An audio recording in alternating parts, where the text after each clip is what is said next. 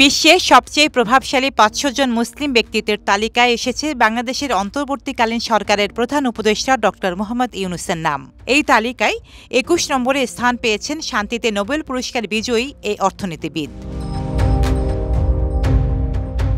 জর্ডানের আম্মান ভিত্তিক the royal Islamic strategic studies centre প্রতি বছর বিশ্বের ৫০০ মুসলিম ব্যক্তিত্বের তালিকা প্রকাশ করে। এবার প্রকাশ করা হয়েছে ২০২৫ সালের তালিকা। ২০০৯ সাল থেকে এই তালিকা প্রকাশ করছে সংস্থাটি। প্রতি বছর প্রকাশিত এই তালিকায় ৫টি ক্যাটাগরিতে প্রভাবশালী মুসলিমদের নির্বাচন করা হয়। ক্যাটাগরিগুলো হল ধর্মীয়, রাজনৈতিক, বিজ্ঞান ও প্রযুক্তি, শিল্প ও সংস্কৃতি এবং ক্রীড়া ও বিনোদন। প্রতিটি ক্যাটাগরিতে সেসব মুসলিম ব্যক্তিত্বকে অন্তর্ভুক্ত করা হয় যারা তাদের নিজ নিজ ক্ষেত্রে গুরুত্বপূর্ণ অবদান রেখেছেন।